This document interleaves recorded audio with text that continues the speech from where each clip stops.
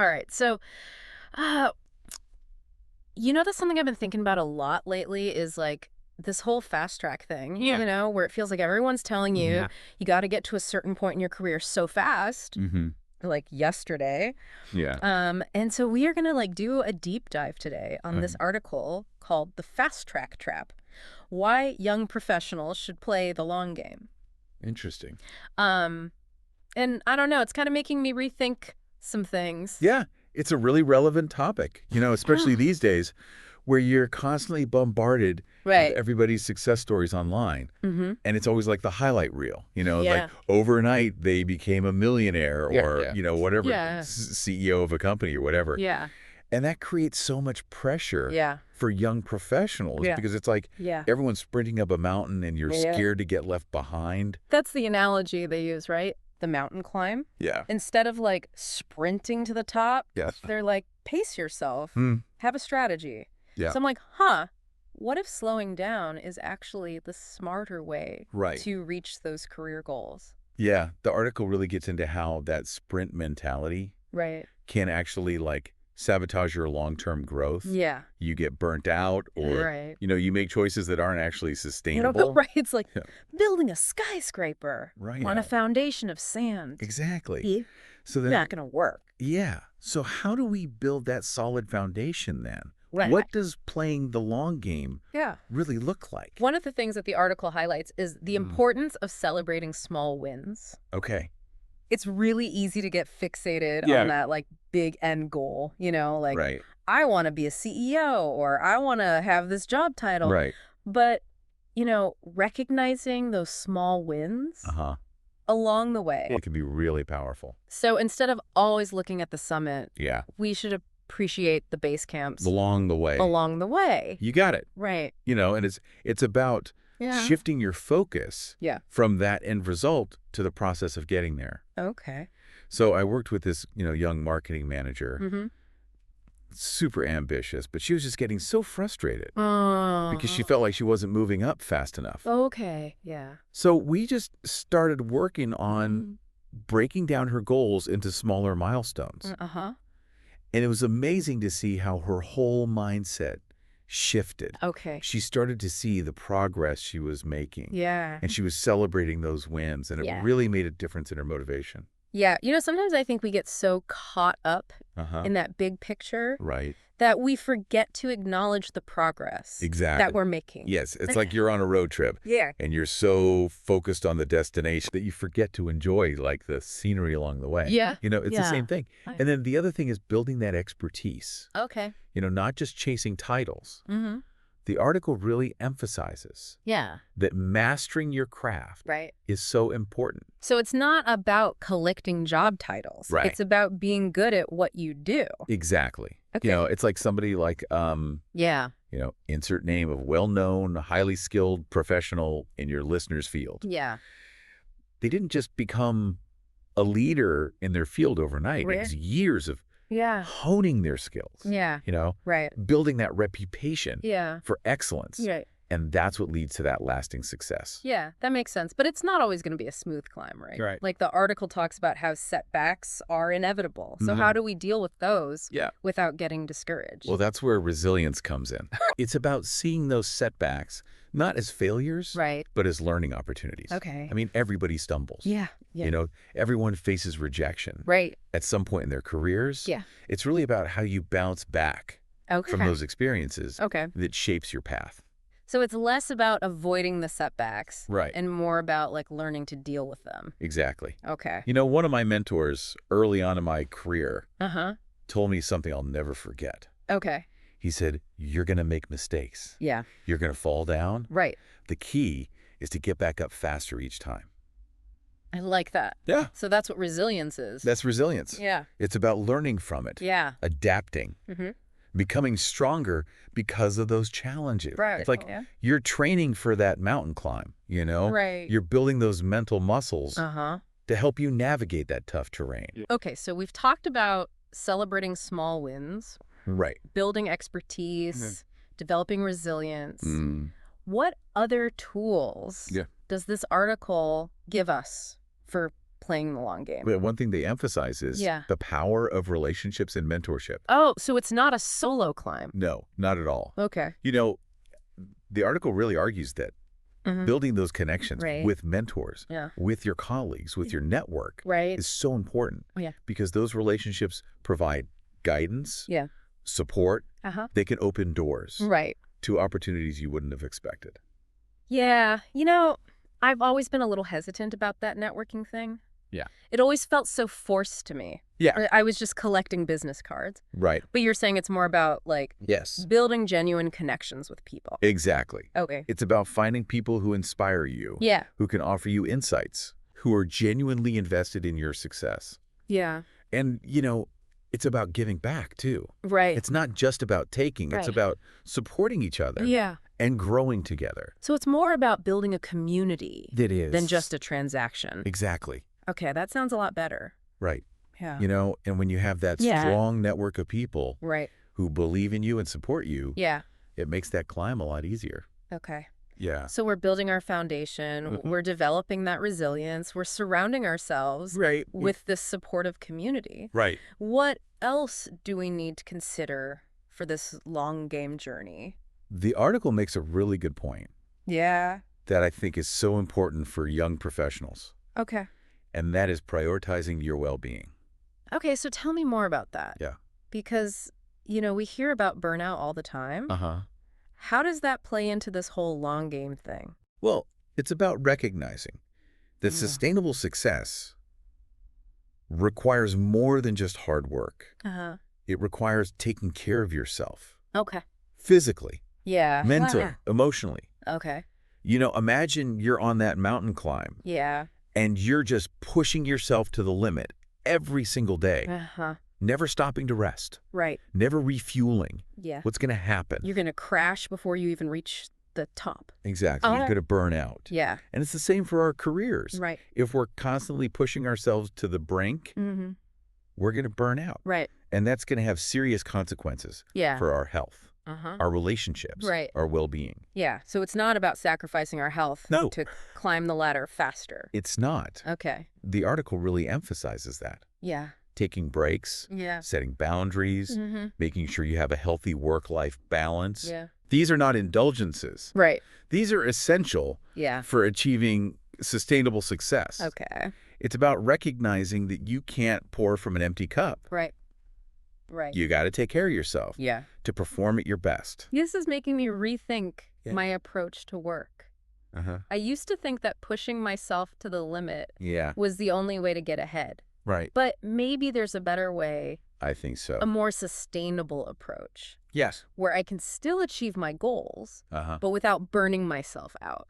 Exactly. Okay. I think that's what this article is all about. Yeah. It's a call to redefine success. Okay. To move away from that hustle culture. Right. And really embrace a more balanced and holistic approach. Yeah. This is giving me a lot to think about. Good. Yeah, we've covered a lot of ground. But I want to hear more about how we can put these ideas into practice. It's tough, you know, because we're talking about prioritizing well-being. Yeah. And avoiding burnout. And then I see all these success stories online. Right. These people that launch these million-dollar businesses or they become CEOs overnight. And it's hard not to compare yourself and be like, am I not hustling enough? I think it's important to remember that what we see online is often like just a carefully curated version of reality. Yeah. You know, it's the highlight reel. It's like we're comparing our blooper reel to someone else's movie trailer. Yes. Right. And that's what I love about this long game approach. Yeah. You know, it kind of takes the pressure off that need for that instant visible success and allows you to focus on building that solid foundation. Yeah. Even if the progress isn't always, you know, Instagram worthy. Yeah. Okay, so how do we balance that, though? Right. With this pressure to achieve those results? Yeah. Especially when you're early in your career. I think it's about finding that balance between ambition and patience. Okay. You know, it's great to set ambitious goals, but also recognizing that achieving those goals takes time. It takes effort. It takes a willingness to embrace that whole journey, not just the end result. It's like planting a seed. Right. You know, you wouldn't dig it up every day to see if it's sprouted. No. You have to nurture it. You have to give it time. Yeah. And trust that it will grow at its own pace. And it's the same with our careers. Exactly. We have to nurture those skills and that knowledge and those networks. And trust that the results will come with that consistent effort and dedication. So the article also talks about shifting our mindset. Yes. From instant gratification to delayed gratification. Yes. And that's a big part of playing the long game, right? But how do you actually do that? Well, in this culture where it's like, I want it now. You have a process. Yeah. One thing that can help is focusing on the intrinsic rewards of what you're doing. Yeah. Rather than just that external validation. Right. Or the end goal. Right. So instead of being motivated by the promotion or the bigger paycheck. Right. It's about finding joy and fulfillment in the work itself. Oh, okay.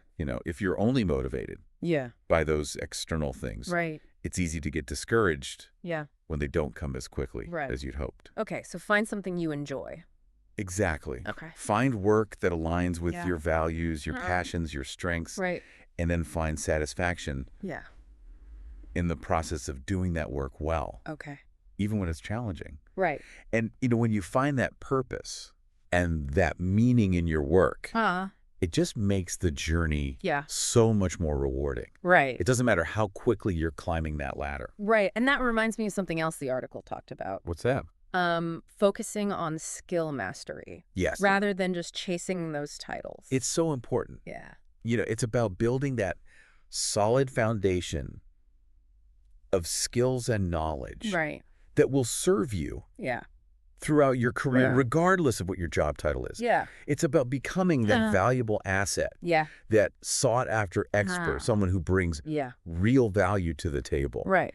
And that takes time. I remember reading a study that said it takes an average of like 10,000 hours of practice to become a master. That's the one. In any field. Yes. Right. It really highlights that expertise isn't something you can achieve overnight. Right. It takes that consistent, focused effort over a long period of time. Yeah. And it's about embracing that process of learning, of making mistakes, of continually improving. Okay, let's go back to that mountain climbing analogy for a second. Okay. The article talks about pacing yourself and conserving your energy. How do you see that translating to our careers? I mean, it's such a powerful image. Yeah. If you're constantly sprinting up that mountain, never taking a break. Yeah. Never pausing to appreciate the view. Yeah. Assess your progress. Right. You're likely to burn out before you reach the summit. So it's about finding a sustainable pace. Exactly. That lets us make progress without burning ourselves out. Yes. It's about recognizing that our careers are marathons. Right. Not sprints. Yeah. And just like a marathon runner needs to pace themselves. Needs to, strategize their fuel intake. Right. Listen to their body. Yeah. We need to find a work style that allows us to thrive over the long term. Okay. And that might mean setting boundaries, taking breaks, prioritizing activities that recharge us, both physically and mentally. It's not about being lazy or complacent. No, not at all. It's about recognizing that we can't do good work. You can't perform at your best if you're running on empty. Yeah, and I think the quality of our work suffers. Absolutely. When we're exhausted. And 100%. We're burnt out. Yeah. We're not as creative. Right. Not as innovative. Yeah. And certainly not as effective. So taking care of ourselves isn't just about feeling better. It is about that too. But it helps us do better work. Exactly. Right. It's all interconnected. Our physical health, mental health, emotional health. It all plays a role. They all play a role. In how we perform. Yes. This is making me think about work-life balance. I always thought that was a luxury, something to worry about later. Yeah. But I'm realizing now that it's essential. It's not a luxury. This long game. It's essential. Yeah. And it's not just about having more free time. Okay. It's about creating a lifestyle that allows you to thrive in all areas of your life. I think that's something a lot of young professionals struggle with because we want to prove ourselves. Right. We want to make our mark. Exactly. So we sacrifice our personal lives. And then you wonder why you're feeling stressed and burnt out. Yeah. And unfulfilled. It's a trap. It is a common trap. Yeah. But I think it's one that we can avoid. Right. With a little bit of awareness and intention. So setting those boundaries, prioritizing that self-care. 100%. Making sure that we're not just working to live, but living to work. I love that. Yeah. It's a great distinction. Yeah, it's a good reminder that our careers are just one part of our lives, and we need to make space for those other things that bring us joy. Yes. So this whole conversation has been a good reminder that real success, the kind that lasts, takes time and patience. It does. And you have to be willing to make those choices. Even if they're not glamorous or fun. Yeah, it's a marathon, not a sprint. Right. And just like a marathon runner, you got to train. Right. You got to pace yourself. Yeah. You got to fuel your body. Yeah. You got to approach life. Right. With that same level of intention and care. Yeah. We wouldn't expect to run a marathon. Right. Without preparation and training. Exactly. And yet we expect to achieve all these goals in life. Right. Without putting in the work. Without that effort. And the commitment. And consistency. Yeah, we live in this culture that glorifies the quick fix. The overnight success. Yeah. But the reality is that most things that are worth achieving take time. They take effort, and they take a willingness to stay the course. Even when it gets hard. Even when it gets hard. And that's where the long game comes in. Yes. Yeah. It's about embracing the journey. Yeah. Knowing that there will be setbacks and obstacles along the way. Yeah. But trusting that with persistence and dedication, you can achieve those goals. And enjoying the journey, too. Yes. Right. Celebrating those small wins. Yeah. Learning from our mistakes. Yeah. Finding joy in the process. I think that's an important point. I agree. It's not just about grinding it out, right, waiting for the reward. Yeah. It's about finding fulfillment in the process. In the day-to-day. Right. Of working towards those goals. Yeah. Even if those goals are years away. Exactly. Yeah. It's about recognizing that the journey is just as important as the destination. Right. And that success is about creating a life that is both fulfilling and sustainable. This has been so eye-opening. I'm so glad. Yeah, it's really made me rethink my approach to success in every area of my life. I'm so glad to hear that. Yeah. And I hope our listeners are finding this deep dive into the fast track trap as insightful and inspiring as we have. Yeah, I think this is something that a lot of people need to hear. I agree. Especially young professionals. It's okay to slow down. Yes. Be intentional. Yes. Prioritize well-being. Right. Make choices that support your long-term happiness. It's about playing the long game. Yeah. Both in our careers and in our lives. Okay, so how do we put this into practice? Well, I'm happy to share some practical tips. And strategies that I found helpful, both in my own journey and in working with others. Okay, so we'll be right back to wrap up our discussion. Sounds good. So welcome back. You know, this long game conversation has really got me thinking differently. Powerful stuff. Yeah, and I feel like it's not even just career stuff. Right. Like this is applicable to so many parts of life. So many areas of life. This shift from like instant gratification to what's going to be good for me in the long run. Exactly. You know, my health, my relationships, my own personal growth. It's about making choices that align with your values and your goals. Right. Even if those choices don't offer, you know, immediate rewards or recognition. It's like playing the long game. Yes. In all parts of life. In every area of life. Not just our careers. Exactly. So like, how do we apply this practically, you know? I think it starts with setting those clear intentions. Okay. You know, what are your long-term goals for your health? Right. Your relationships.